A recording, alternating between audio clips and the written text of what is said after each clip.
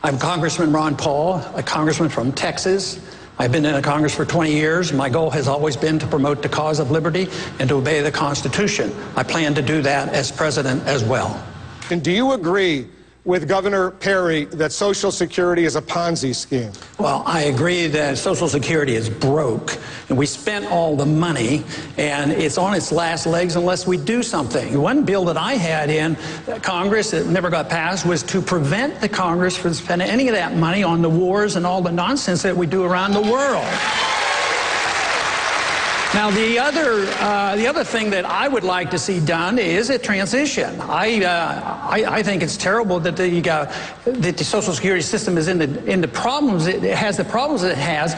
But if people wouldn't have spent the money, we would be okay. Now, what I would like to do is to allow all the young people to get out of Social Security and go on their own.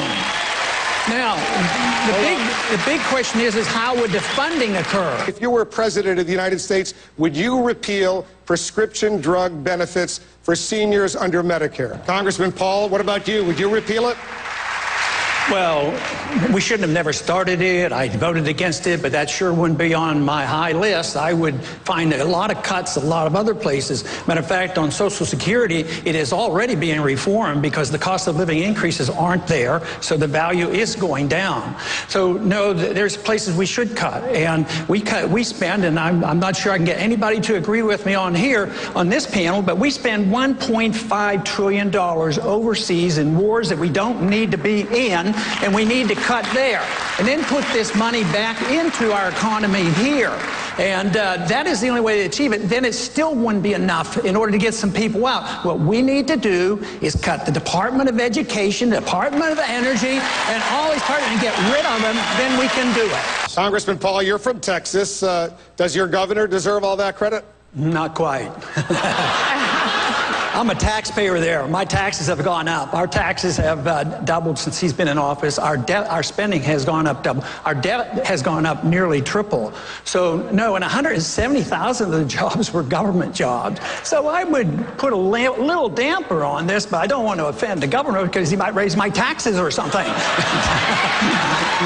But I would like to mention something that was said earlier about a tax cut. And how do you pay for a tax cut?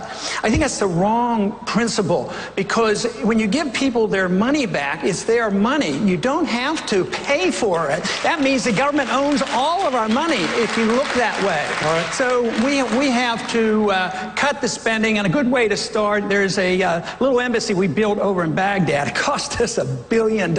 It's bigger than the Vatican. That's what's bankrupting this country, and that's the easy place to cut. That's where we should be cutting.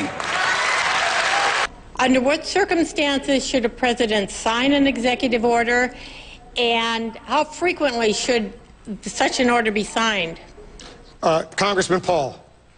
The executive orders have been grossly abused by all administrations for a lot of years.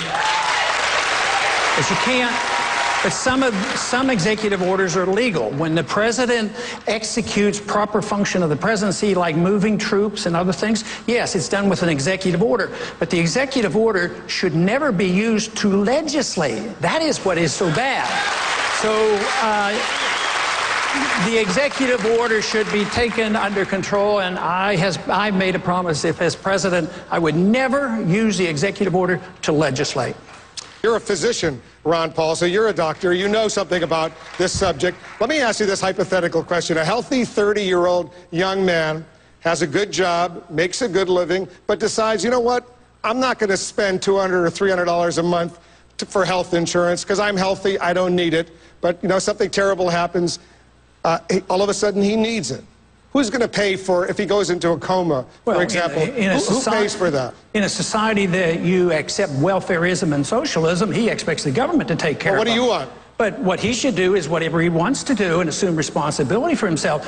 My advice to him would have a major medical policy, but not before. But he doesn't have that. He doesn't have it, and he needs intensive care for 6 months. Who pays? That's what freedom is all about, taking your own risk. This whole idea that you have to prepare and take care of everybody.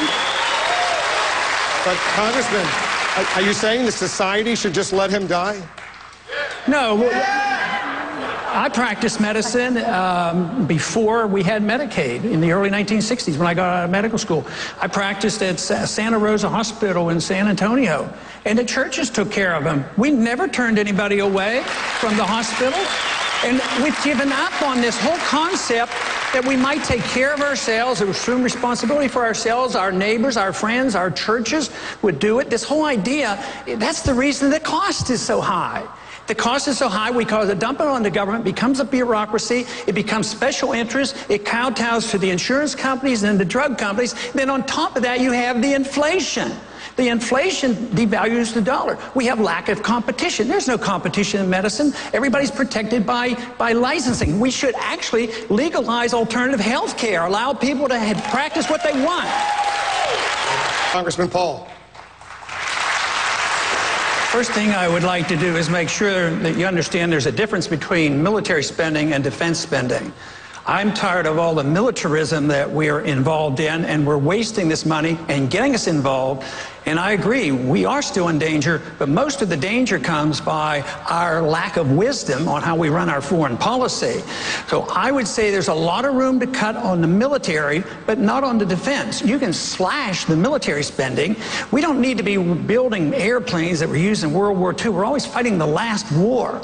But we're under great threat because we occupy so many countries. We're in 130 countries. We have 900 bases around the world. We're going broke. The purpose of Al-Qaeda was to attack us, invite us over there where they can target us, and they have been doing it. They have more attacks against us and the American interest per month than occurred in all the years before 9/11. But we're there, occupying their land, and if we think that we can do that and not have retaliation, we're kidding ourselves. We have to be honest with ourselves. What would we do if another country, say China, did to us what we do to all those countries over there? So I would say a policy, a foreign policy that takes care of our national defense, that we're willing to get along with people and trade with people as the founders advised. There's no authority in the Constitution to be the policeman of the world, and no nation building. Just remember, George Bush won the presidency on that platform in the year 2000, and I still think it's a good platform. All right, let me let Senator Santorum respond, because I know you strongly disagree. On your website on 9/11, you had a blog post that basically blamed the United States for 9/11. On your website yesterday, you said that it was our actions that brought about the actions of 9/11. Now, Congressman Paul, that is irresponsible. A president of the United States running for someone who's running for the president of the United States in a Republican Party should not be parroting what Osama bin Laden said on 9/11. We should have, we are not being attacked, and we were not attacked because of our actions. We were attacked, as Newt talked about, because we have a civilization that is antithetical to the civilization of the jihadists. And they want to kill us because of who we are and what we stand for. And we stand for American exceptionalism. We stand for freedom and opportunity for everybody around the world. And I am not ashamed to do that. 30 seconds, Mr. Paul. As long as this country follows that idea, we're going to be under a lot of danger. This whole idea that the whole Muslim world is responsible for this and they're attacking us because we're free and prosperous, that is just not true. Osama bin Laden and Al-Qaeda have been explicit. They have been explicit, and they wrote and said that we attacked America because you had bases on our Holy Land in Saudi Arabia. You do not give Palestinians a fair treatment, and you have been bombing. I didn't say that. I'm trying to get you to understand what the motive was behind the bombing. At the same time, we had been bombing and killing hundreds of thousands of Iraqis for 10 years. Would you be annoyed? If you're not annoyed, then there's some problem. All right, we're going to stay on this. I want to go down and get your thoughts on something you would bring to the White House if you were the next president of the United States. I'd bring a bushel basket full of common sense. And I would also bring a course in Austrian economics to teach the people the business cycle and why the Fed creates inflation and depressions and all our unemployment problems.